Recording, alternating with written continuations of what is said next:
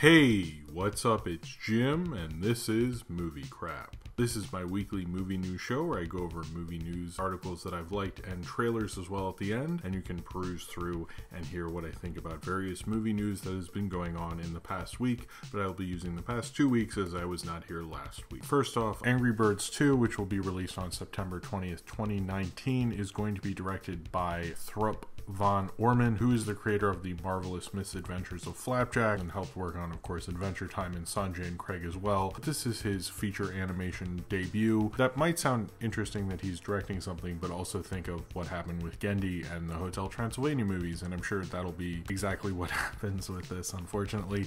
But it is kind of an interesting choice. I didn't know he was kind of going to be working on features, and it's a different choice. I'm kind of hoping for the best with this. I kind of feel sad that you have these really creative animated series auteurs being brought into animated feature film and having to direct things like Angry Birds and Hotel Transylvania. I'm going to hope maybe it can be something different, but it is kind of one of the more surprising director choices I've heard for a major studio animated film in quite a while. Boss Baby 2 is in the works. It is going to come out in March 26th, 2021, because the first one did well, so they're gonna keep making.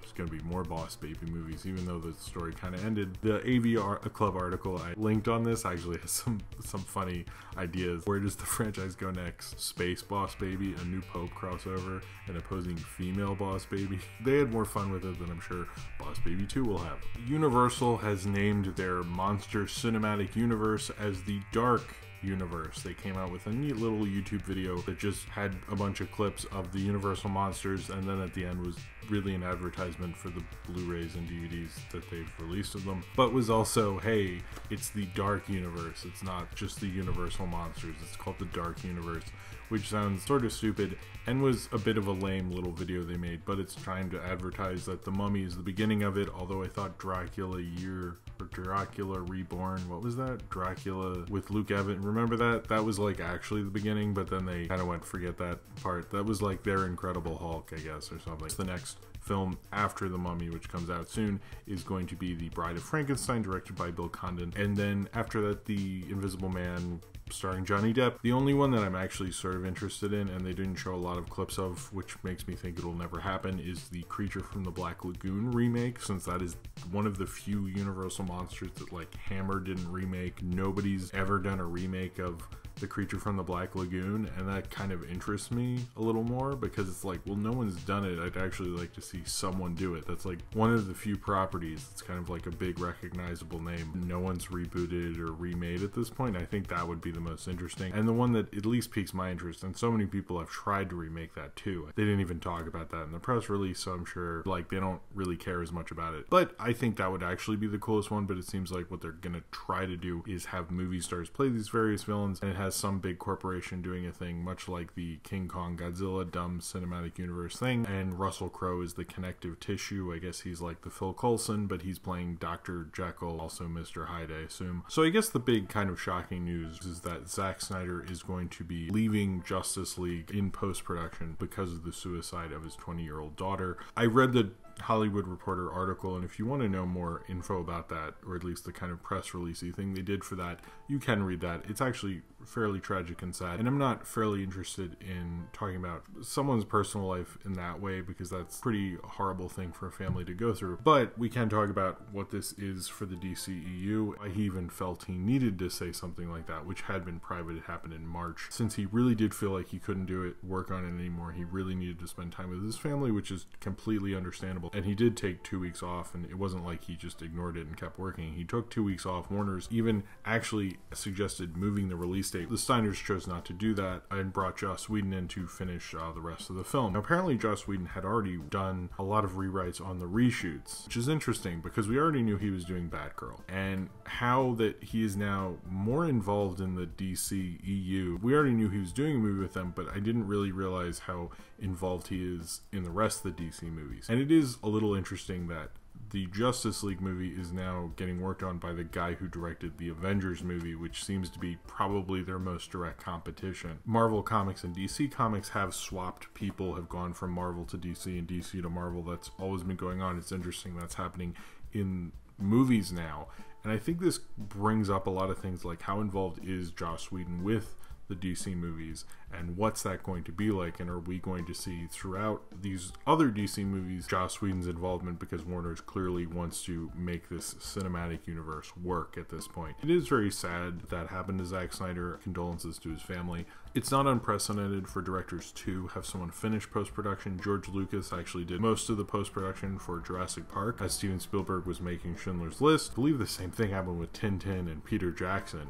So it's actually not uncommon, I guess, mainly with Spielberg. Apparently it won't change much, and they're not adding too much, and I think reshoots people are being a little calmer about them after what happened with Rogue One and Rogue One's success, but clearly since they had so much of that with Suicide Squad, Warner's is a little sensitive about that getting out. It seems a lot of why this was revealed because they're really trying to have the DC EU happen, and this would have brought a lot of doubt, and probably unwarranted doubt, so they decided to do this, which makes kind of all of us movie news speculation people look kind of like total jerks, which I think they do, but I think Zack Snyder kind of knew it could have come out in another shittier way, and I'm sure he didn't want that. So, but if you would like to read more about that, you can read the Hollywood Reporter article, which is very tragic and sad. And also, I think he also probably did this because his reputation would have been harmed, which, look at what happened to Josh Trank, and that wouldn't have been warranted, which I guess was with Josh Trank. So, and he does have like tons of deals with Warner's, and apparently Warner Brothers is like, if you don't want to work on DC movies anymore, that's totally cool. So it seems like Warner's handled this very well. It seemed like everyone handled this in a very mature, adult, nice way, and, you know, kind of family first kind of way. Next spin-off Star Wars film that hasn't been announced yet, probably the one that will be released on 2020, will be decided around June, and probably everyone's assuming is announced at the D23 Expo in July. There's been a lot of rumored spin-off ideas, those being an Obi-Wan spin-off, and Ewan McGregor said he's had meetings with them, a Yoda prequel movie thing, and a Boba Fett kind of solo movie. Who knows if, although I hear Boba Fett's maybe involved in the Han Solo thing, so who knows what they're going with, or they'll go with something we don't even know, but those are just the ones we know about, and that will be announced shortly, probably this summer, or at least that's what we're being led to believe at this time. There was two kind of Sony spin-off Spider-Man movies announced. One was with Tom Hardy, which is going to be directed by the director of Zombieland, I guess, which is going to be a Venom movie. I'm not really super excited for that one at all. It does bring into question if Tom Hardy is still going to do the Bond thing, which we had heard rumored that he maybe do, but also there's no release date on Bond, so he could probably do both, or he's just really looking for a franchise, as he's still a big Hollywood name, but is not collecting those big Hollywood franchise paychecks. And in addition, there's going to be a Silver Sable and Black Cat movie where they team up. It is going to be directed by Gina Prince Blythewood, I think I got that right, who directed Beyond the Lights, and that's kind of a more interesting one. That's more dependent on cast, obviously, with the Venom thing. We had heard about the Venom thing before, but this is kind of an interesting thing. Clearly, Sony is trying to build off of the Spider-Man thing and are hoping for the success of Spider-Man Homecoming, which, based on the trailers, I think is very much going to happen. Roger Moore died this past week, and although I think a lot of people know him to be the worst James Bond, and his Bond tenure doesn't probably have the greatest reputation, he's a very popular Bond. He did more official Bond movies, really, than anyone, as Connery did the You Only Live Twice, or the Thunderball remake thing was not official, but now is official. It's very confusing. But anyway, I think the problem with Bond is people kind of prefer one over the other, but honestly, it's better to look at what good movies each Bond did rather than saying this tenure was better than that, because each Bond made a few stinkers, and maybe Roger Moore made more bad Bond movies than anyone, but I think when his work, they'd be kitschy, silly, and crazy and ridiculous. My personal ridiculous favorite of Roger Moore's is A View to a Kill, which was his last one, with Christopher Walken as a villain with Grace Jones and a Duran Duran theme. I mean, holy shit, it's like amazing. But I will say, I think he did make a really great Bond movie, and that was The Spy Who Loved Me. I will always go to bat for The Spy Who Loved Me. I think it's a really great James Bond film, and if you haven't seen The Spy Who Loved Me and you want to talk shit about Roger Moore, or you haven't seen it in a while, at least not with an open mind, then I seriously suggest you do. For Your Eyes Only, I also have a soft spot for. That one gets a little more ridiculous, but I think that one is also pretty good. I think Moonraker is probably his most famous. It was a huge hit. My friend and I saw it, and we made this joke because the poster is James Bond like in space, And I was like, that's how he pitched it, because that's what I thought it was. I hadn't seen it before. And we kept commenting this ongoing joke called, and he's still not in space, because it's like, I think the movie's 2 hours and 50 minutes and he gets to space and like at the 2 hour mark or something. It's ridiculous. He's kind of the kitschier, ridiculous, silly Bond. I think he made Bond his own as much as any of the other Bonds. I still have a soft spot for him to a certain regard. He was never like my tenure. I know some people love him, Generation X especially, but if you're sitting around and you're like, why I think he's the worst James Bond, or I never got it, see The Spy Who Loved Me, or even if you like The Spy Who Loved Me, just like, it's a good time to check that out and kind of remember what made him cool as Bond, even if most of those movies never quite figured it out. Josh Boone, who's directing the New Mutants movie, said it is not going to be like a superhero movie, it's going to be more like a horror movie, which is kind of like, that's cool, but what he describes here is they will be held in a secret facility against their will. 5 New Mutants have to battle the dangers of their powers as well as the sins of their past. They aren't out to save the world, they're just out to save themselves, which sort of sounds like New Mutants graphic novel #1, which is not really my favorite, despite the fact that even in the same EW stuff, he mentions Bill Sienkiewicz's stuff with Chris Claremont, which would sort of not be this story. He keeps mentioning Demon Bear, and I guess Demon Bear does do that with the character of Danny Moonstar, which, by the way, they have not casted yet and is like super important, so maybe they should get around to that. I am a huge New Mutants fan, particularly of the characters he's using in this. This is the first news from this and I'm like, what the fuck, dude? I don't even understand this one. I'm still open to it if he's using the Sienkiewicz stuff, but it seems like he's going off in ways that I'm not totally in love with. We'll see how he's doing with this. I'm still sort of open to it, but this was something I didn't particularly like. Also, Rosario Dawson is in talks to play Cecilia Rees, who apparently is a doctor with a mutant power to generate force fields around herself. I've heard rumors that McAvoy and even Sophie Turner could make appearances in this, but it seems like this might be its own thing, and now I'm reading apparently in this that Professor X reportedly won't be in this. I've seen very little about Sophie Turner not being in this or where this takes place in the convoluted X-Men cinematic universe. So apparently they are developing a Jetsons movie, which is a story you've probably read once every 5 years for the past 25 years, that they're possibly developing a Jetsons movie. They're always developing a fucking Jetsons movie, but apparently they are. Again, it's going to be from the director of Sausage Party, or at least he's developing it, but everyone kind of assumes he might direct it. Conrad Vernon. I noticed in a lot of articles people say, hey, Sausage Party made a lot of money because it didn't cost anything. I'm like, didn't they like screw out a lot of people out of paychecks to make it that 19 million so it could make a lot of money? I don't know if that is something you really want to brag about, but whatever. He's apparently developing a Jetsons movie. It's interesting. I wish he had gone on to direct other kind of more adult focused animated films rather than kind of like a Jetsons movie, but that's what they're doing. Apparently, I don't think there'll be a live-action Jetsons movie, which I think could have been interesting if you got the right director, but it seems like it will actually be animated. So hopefully they'll get Tiffany involved or something. She could play the mom this time or something. That'd be cool, actually. I kind of like that. Apparently, about John Wick 3, it will dive deeper into the mythology and kind of just give you hints about who John Wick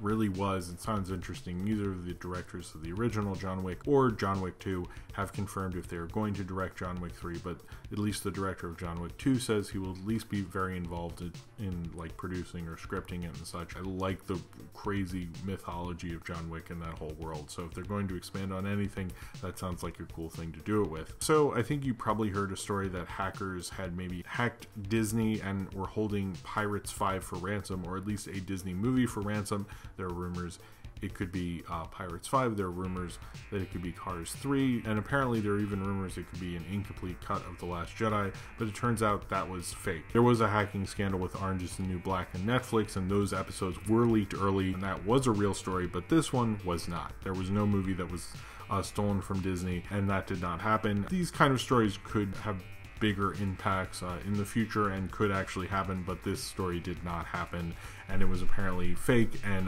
Bob Iger just wanted to kind of fake them out, and they kind of figured out they were lying when they said they had an incomplete cut of The Last Jedi because they knew they didn't. So Mel Brooks has said that there's a lot of interest in Spaceballs 2, and before you get excited about this, watch the Spaceballs animated series. Anyway, that show sucked. It was awful. I do not want a Spaceballs 2. I love Spaceballs, but I do not want a Spaceballs 2. Nobody wants that. Trust me, you do not want that. Okay, here's some articles that I liked. Only 3, but Two are Star Wars related because it was the 40th anniversary of Star Wars today or yesterday or whatever. One is about the Star Wars radio drama. It's kind of interesting. It's basically about how George Lucas sold the rights to NPR for $1 so he could resuscitate basically the radio drama and have a hit radio drama with Star Wars in it. I thought it was actually a really interesting article about that radio drama. I grew up listening to it on tape. Mark Hamill was even on it with Anthony Daniels as C-3PO, and they did every single movie as kind of 6-part things, which is kind of cool. The next article is another article from Screen Crush, who by the way did a really bad redesign recently that I'm really not into, but whatever, that's a side point. Was an article called A World Without Star Wars Sequels, which talks about how George Lucas originally just planned to make one movie and what that world would look like without Star Wars sequels, and how much the sequels kind of play into our knowledge of the first film and how we portray the first film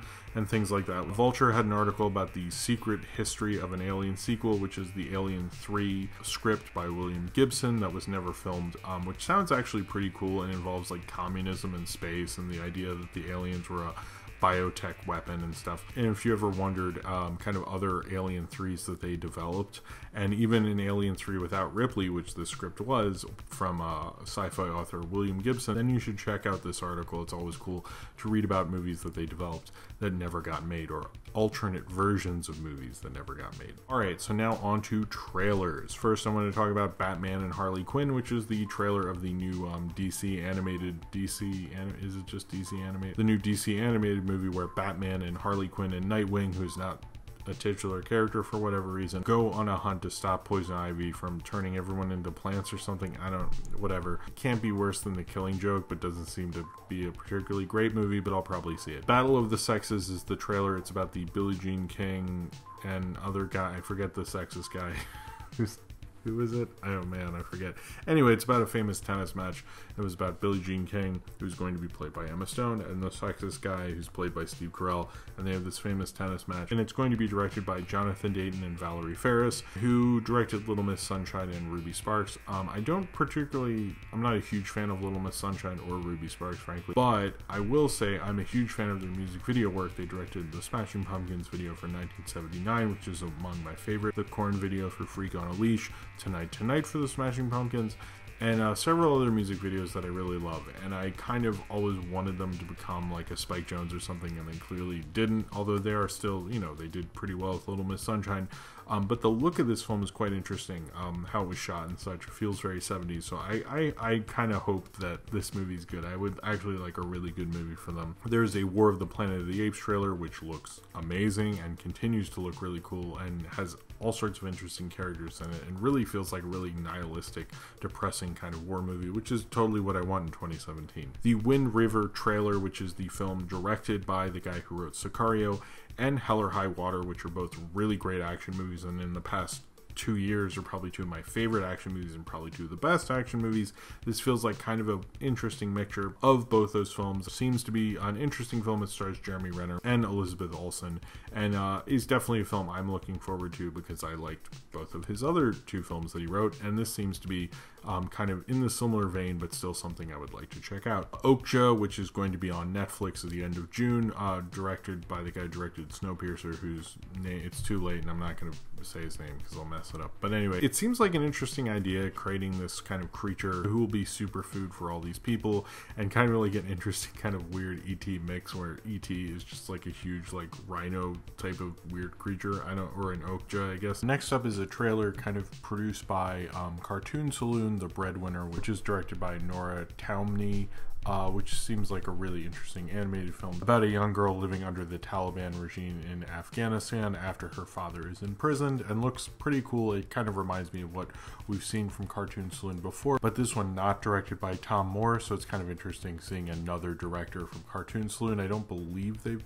produced a film directed by someone else other than Tom Moore, or at least one that's getting as much distribution as this is. So that will be out in North America apparently in the fall. So that was movie crap this week. I will probably be back next week. Videos that came out since you last saw me were things like the April Babe video, which is chronicling the month of April, the Boss Baby review with Baby Sophie, Pee-wee's Big Adventure, movie review vote, which you're too late for because that voting's closed, and a trip video, which I don't do a lot because I don't go on a ton of trips, but it was about my trip to New Orleans with Baby Sophie and my wife and stuff. So you can watch those. Sorry about so many Sophie videos. I don't think there'll be as many next week. In fact, there won't be any. I probably should have held off on one of them.